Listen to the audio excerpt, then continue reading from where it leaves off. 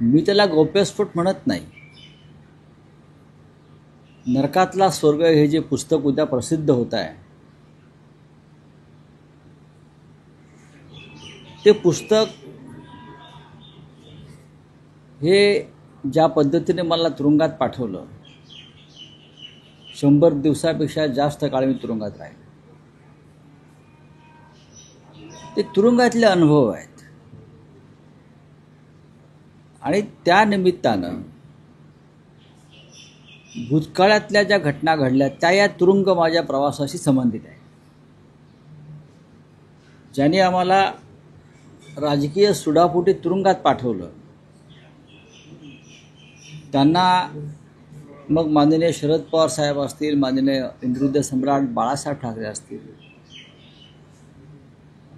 यांनी त्यांच्या अडचणीच्या काळात कशी मदत केली हे मला तेव्हा तुरुंगात या गोष्टी मला लक्षात आल्या, आठवल्या. यातल्या अनेक घटनांचा मी साक्षीदार आहे. खरं म्हणजे मी अनेक गोष्टी माझ्या डोळ्यानं पाहिल्यात, गेल्या अनेक वर्षामध्ये ऐकल्यात आणि अनुभवलेल्या आहेत.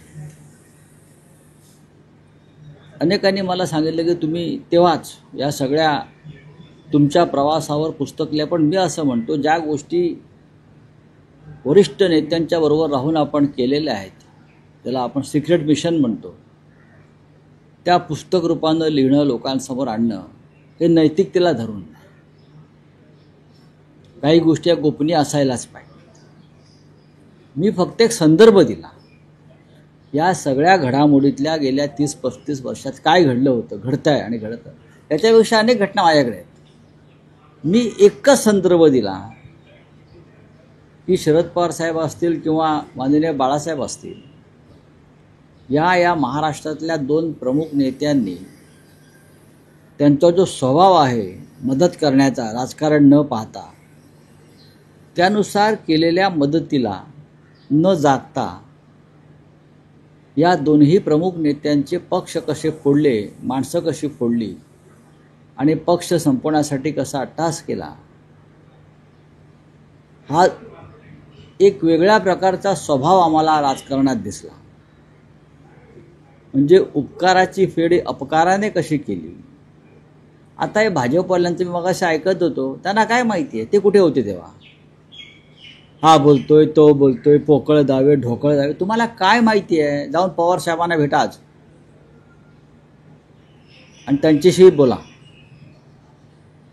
त्यांच्याशी बोला. मी आता ते किती बोलतील मला माहीत नाही, पण मी लिहिलेल्या दोन्ही घटना या 100% सत्य आहेत. यापेक्षा जास्त मी लिहू शकलो असतो, फार हाहाकार माजला असता, मी अजून काय लिहिलं असतं. पण मी मर्यादा पुरुषोत्तम रामाचा भक्त असल्यामुळे मी मर्यादा पाळल्या आणि संयम पाळला. यापेक्षा असंख्य घटना या लोकांच्या, त्याला मी साक्षीदार आहे. आणि तुम्हाला सगळ्यांना हे नाकारता येणार नाही, मी प्रदीर्घ काळ बाळासाहेबांबरोबर राहिलेला माणूस आहे, प्रदीर्घ काळ. त्याच्यामुळे अनेक गोष्टी त्यांनी यांना केलेली मदत किंवा इतर काही राजकीय घडामोडींचा मी एकमेव साक्षीदार आहे असं मला नेहमी वाटतं. पण मी त्या कधीच लिहिणार नाही आणि बोलणार नाही. पण नरकातला स्वर्ग हा एक वेगळा प्रवास आहे, तुरुंग आहे. आणि त्या निमित्तानं आपण जेव्हा तुरुंगाच्या भिंतीशी बोलतो, राज ठाकरेंच्या भाषेत एकांतात तुरुंगाच्या भिंतीशी बोलतो, तो अनेक गोष्टी आपल्याला तुरुंगाच्या भिंतीशी बोलताना जुने संदर्भ आठवतात. त्यासाठी तो अनुभव घ्यावा लागतो, घाबरून पळून जावं लागत नाही.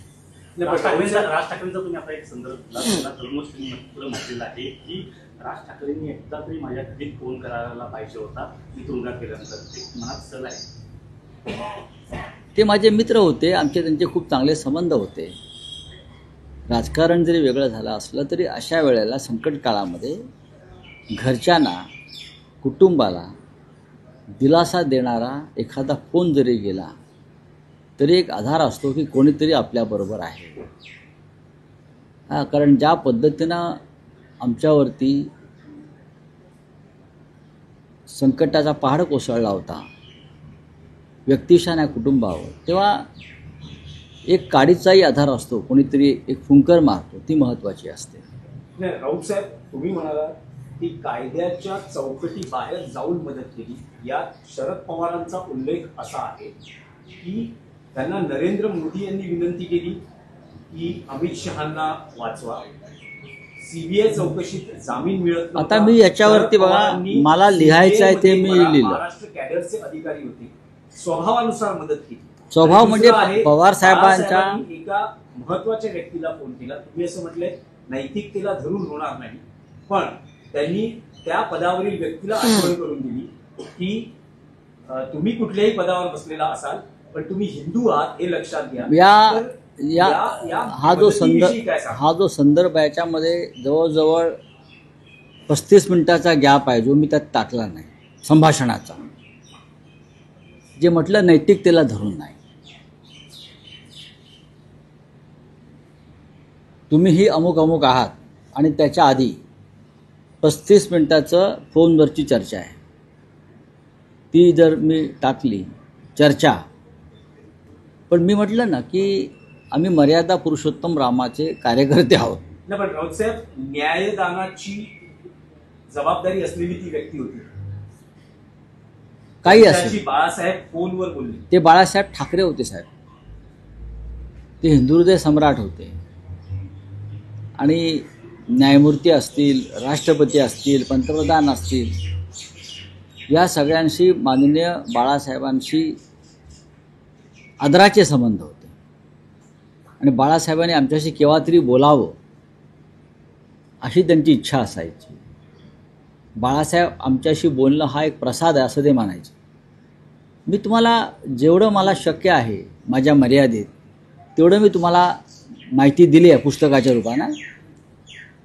मला आता जास्त बोलायला लावू नये. सरकार पाडायला मदत करा अन्यथा तुला जा, अशा प्रकारचं एक भाजपच्या पदाधिकाऱ्यांना येऊन तुम्हाला ज्येष्ठ नेते आहे का?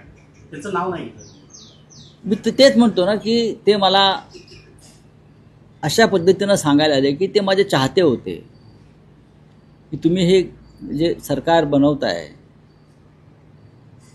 आहे ते आम्ही पाडतो आहे. ते सरकार आम्ही कोणत्या परिस्थितीत ठेवत नाही असा दिल्लीत निर्णय झालेला आहे. म्हणजे तुम्ही बेकायदेशीरपणे सरकार कसं पाडणार? नाही, आम्ही पाडू शकतो, पण आम्हाला तुमची चिंता वाटते. तुम्ही माझे मित्र आहात, तुम्ही या सगळ्या भानगडीत आता पडू नका, तुम्ही शांत राहा, नाहीतर तुम्हाला तुरुंगात पाठवण्याची व्यवस्था झालेली आहे. मी काय केलं आहे? काही करण्याची आवश्यकता नाही. तुम्ही देशात राज्य कोणतं आणि कसं चालू आहे तुम्हाला माहिती आहे, काही करण्याची गरज नाही. ताबडतोब दुसऱ्या दिवशी मी हा संपूर्ण तपशील राज्यसभेचे चेअरमन व्यंकय्या नायडू यांना कळवला, कारण मी राज्यसभा सदस्य आहे, की मला अशा प्रकारच्या काल रात्री अमुक अमुक व्यक्तीने धमक्या दिलेल्या आहेत. आणि ते भविष्यात 2-1 महिन्यात सत्य झालं.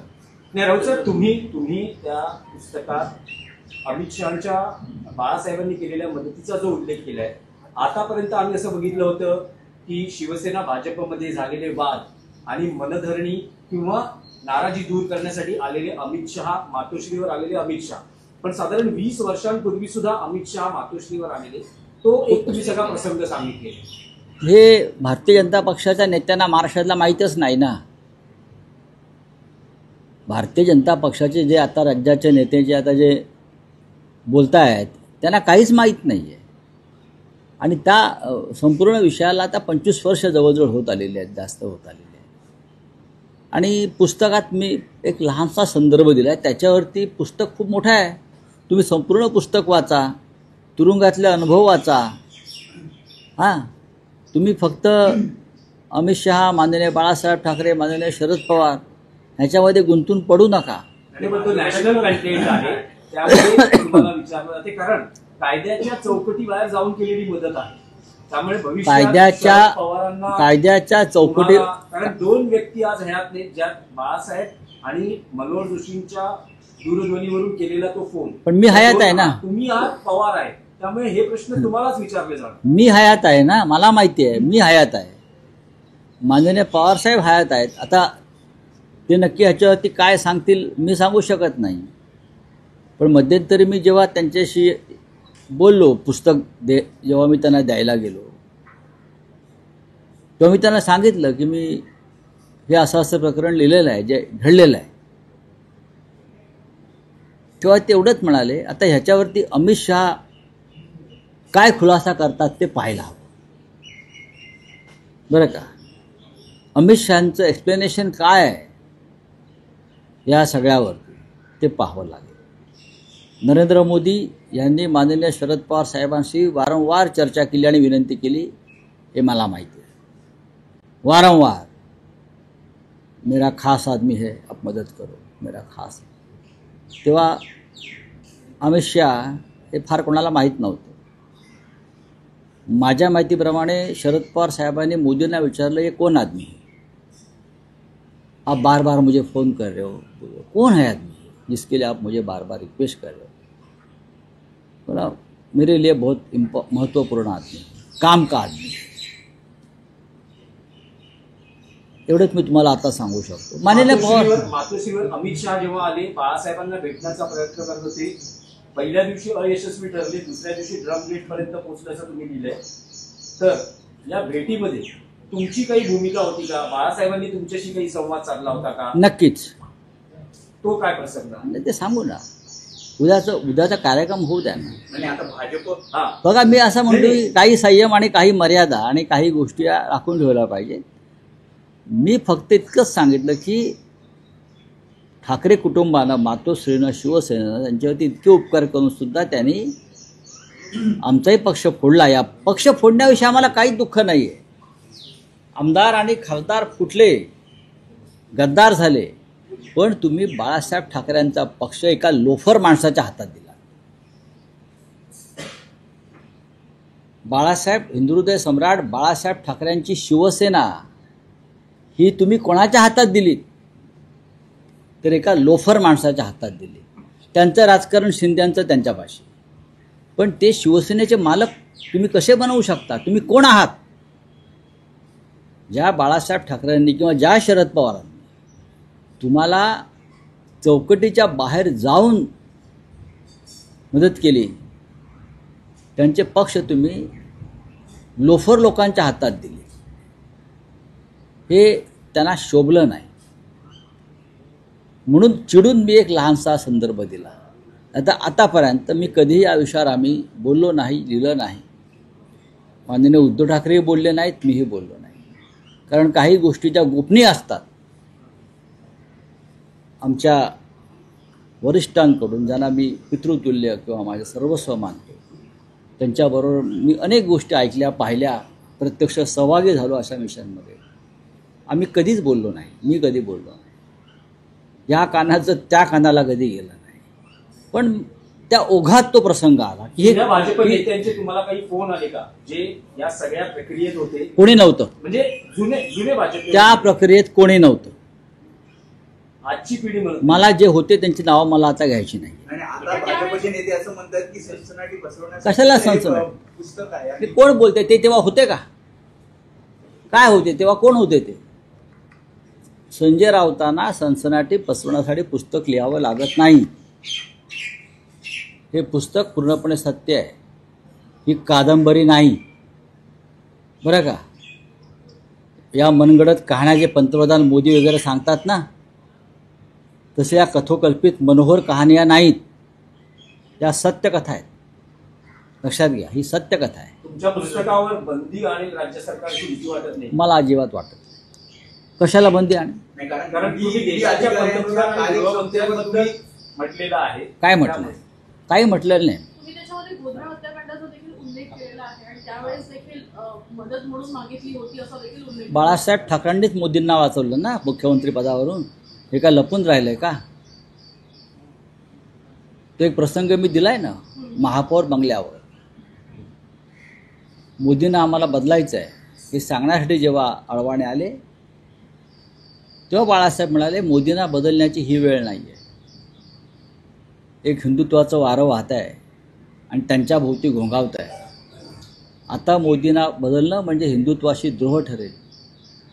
गुजरात आपल्या हातून जाईल. मोदींना बदलू नका, हे बाळासाहेबांचं म्हणणं तेव्हा भाजपला, तेव्हाच्या प्रधानमंत्र्यांना मान्य करावं लागलं. रवींद्र भाईंदर यांनी देखील आता पुस्तक आहे संपूर्ण, ते पुस्तक आता अक्का इथे मला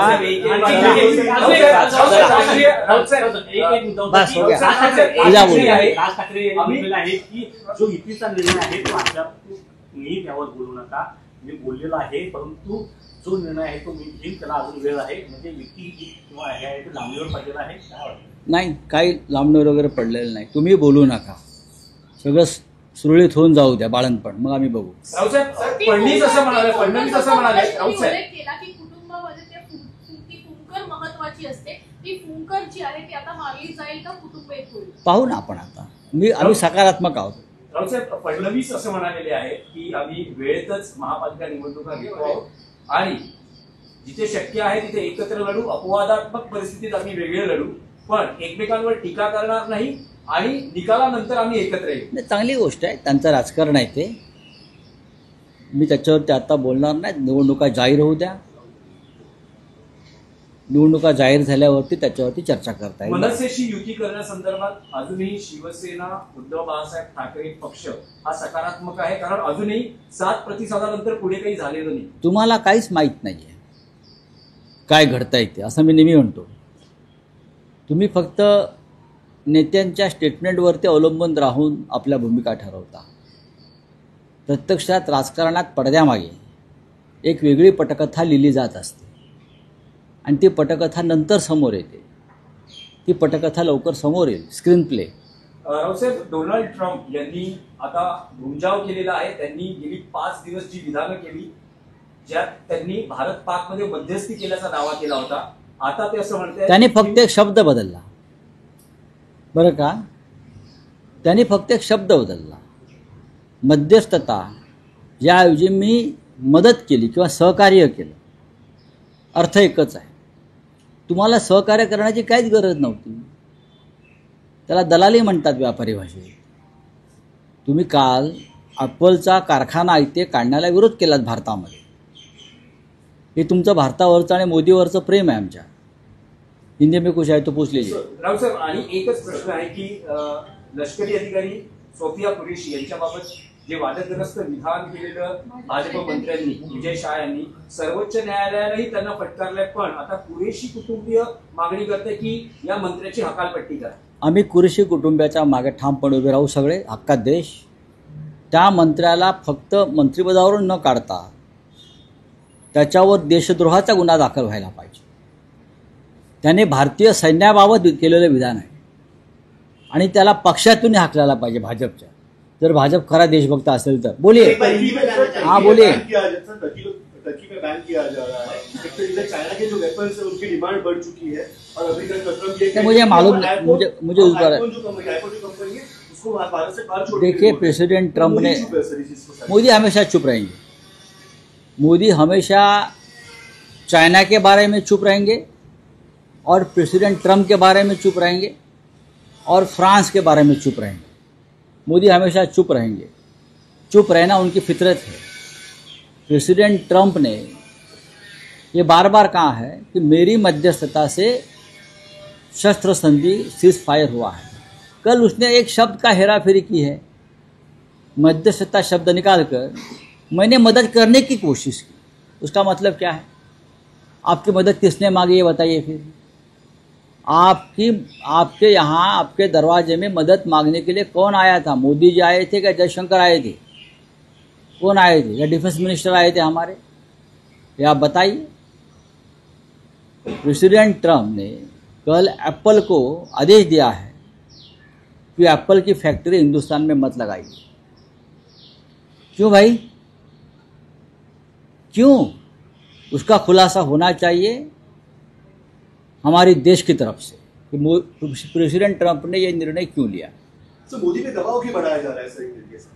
देखिए, मोदी के ऊपर दबाव बढ़ाने का कोई प्रश्न ही नहीं. मोदी हमेशा दबाव में ही काम करते हैं. हमेशा वो दबाव में ही काम करते हैं. इसके दबाव में, उसके दबाव में, उसके दबाव में. मोदी कोई शूरवीर आत्मा नहीं है. सर, कश्मीर में राजनाथ सिंह गए थे जब हमला हुआ तो उसके बाद पहला दौरा माना जा रहा है उनका. उन्होंने जाकर वहाँ एक बयान दिया है कि उन्होंने धर्म देख के मारा और हमने उनका कर्म देख के मारा. उन्होंने यूएन से भी, अरे ये देखो, ये छोड़ दीजिए कर्म धर्म. हाँ, तो आप धर्म देखकर मारो ना. आप कर्म देखने को तैयार नहीं तो धर्म देखकर मारो, घुसो पाकिस्तान में, क्यों नहीं घुस गए फिर? पीछे क्यों हटे भाई? छोड़ दिए, चलो। किताब के बारे में पूछना चाहेंगे कि आपने जो एक किताब लिखी है जिसका कल विमोचन होने जा रहा है, जिसमें ऐसे कई राज है जिनको आपने उजागर किया है, खासकर नरेंद्र मोदी और अमित शाह को शिवसेना प्रमुख बाला साहब ठाकरे और एनसीपी के नेता शरद पवार इन्होंने बचाया था, वो भी पूरे लीगल एस्पेक्ट बाजू को रख के उन्होंने बचाया था, ऐसे आपने बड़ा राज खोला है। मेरी जो किताब है मराठी में है अभी, नरकातला स्वर्ग, होप्स इन हेल, जो इंग्लिश में भी पब्लिश होगी जुलाई में, जिसका विमोचन राहुल गांधी जी करेंगे। आज कल जो किताब मराठी में आएगी वो जावेद अख्तर जी, शरद पवार जी, उद्धव ठाकरे जी, साकेत गोखले जी, ये सब उपस्थित रहेंगे। किताब में बहुत कुछ लिखा है, आप सिर्फ अमित शाह और मोदी को मत देखिए। भूतकाल में बहुत सी घटनाएं हुई है मेरे सामने, मेरे आंखों के सामने। बाला साहब ठाकरे के साथ मैंने जीवन भर काम किया, जो मैंने देखा है उसमें से कुछ बातें मैंने लिखी है। अगर पूरी बात मैं लिखता तो बीजेपी में और सरकार में केंद्र के हाहाकार मचता। लेकिन ये नीतिमत्ता जो है, हम जो एथिक्स है, वो मैं उसका पालन करता हूँ। और अब बाला साहब ये नहीं है, इसलिए मैं ये बातें ज़्यादा नहीं लिखना चाहता हूँ। नहीं राहुल साहब, आपने ऐसे उसमें लिखा है कि कानून के दायरे के बाहर जाकर शरद पवार और बाला साहब ने गुजरात के दंगे हो या कुछ एक खून का मामला हो, उसमें नरेंद्र मोदी और अमित शाह की मदद की, जिसमें शरद पवार ने सीधा सीबीआई की जो एक टीम है उसमें से महाराष्ट्र केडर के अधिकारी के साथ कुछ बात की और उनके स्वभाव के अनुसार उन्होंने मदद की। उनका स्वभाव है, मोदी को भी गुजरात दंगे मामले में मदद की और उसके वजह से उनकी गिरफ्तारी से वो बच गए। बाला साहब ने देश के किसी एक बड़े आदमी को फोन किया, उसके वजह से अमित शाह को जमानत मिलने में भी राहत मिली। आपने पूरी कहानी बता दी है, तो मैं इतना ही कहूँगा, ये सच है और मैं सच लिखा हूँ और सच बोलता हूँ। पूरी कहानी सच है, उससे भी बहुत सी बातें फिलिंग द ब्लैंक्स है, मैंने मर्यादा का पालन करके वो नहीं लिखी है। लेकिन अब बीजेपी के नेता ऐसे कह रहे हैं कि ये उनको क्या मालूम, एक पब्लिसिटी स्टंट अरे है। मुझे संजय राउत को क्या पब्लिसिटी की जरूरत है क्या? आप 10 दिन मेरे पास आते हो मुझे पब्लिसिटी फ्री में देने के लिए, मेरी बात देश तक जाती है। हमें ज़रूरत नहीं है पब्लिसिटी की भाई, संजय राउत को देश पहचानता है, हम लिखते हैं, मैं जो लिखता हूँ वही हमारी पब्लिसिटी होती है, मुझे बोलने की भी ज़रूरत नहीं है, समझा? लेकिन अभी के जो नेता ये बयान कर रहे वो हैं, अभी के नेताओं को क्या मालूम है 25 साल पहले क्या हो गया? कभी देखा है क्या बाला साहब ठाकरे को लोगों ने? हमको मालूम है ना, जिंदगी में कभी झूठ लिखे नहीं है और झूठ बोले नहीं है। जाकर पवार साहब को पूछिए, वो जो मैंने लिखा है उसमें सच है या नहीं है। पवार साहब तो है ना, पूछिए जाकर पवार साहब को, पवार साहब भी बैठे हैं अभी, उनसे जाकर बात कर लीजिए नहीं, क्या मैंने जो लिखा है। पहले शिवसेना बीजेपी में जब तनाव होता था तो नाराजगी दूर करने के लिए अमित शाह मातोश्री पे आए हुए कई सारे लोगों ने देखे। एक बार आए, 20 साल पहले अमित शाह सिर्फ एक बार आए थे 2014 के बाद। हम फिर एक बार 2014 में जब अलायंस टूटा था शिवसेना बीजेपी का, उसके बाद आए थे कि हम वापस एक बार एक साथ काम करेंगे और अलायंस करेंगे, ये कहने के लिए मातोश्री पर आए। लेकिन 20 साल पहले भी अमित शाह आए थे, आए तो लिखा है ना मैंने, मदद के अपेक्षा से आए थे, ऐसे आपने उस वक्त अमित शाह जी कोई बड़ी हस्ती नहीं थी, एक एमएलए थे और उनको कोई पहचानता नहीं था उस वक्त। बाला साहब ने भी उनको नहीं पहचाना। मुझे याद है कि एक दिन मुझे बाला साहब ने बाद में पूछा था, एक उनका कोई अखबार में फोटो आया था, मुझे पूछा था, अरे ये यही व्यक्ति है ना जो हमारे पास आई थी? मिला, हाँ ये अमित शाह है। अखबार में फ़ोटो आया था किसी उनका कुछ, अरे संजय ये यही व्यक्ति है ना जिसको हमने कुछ मदद किया था। चलो थैंक यू।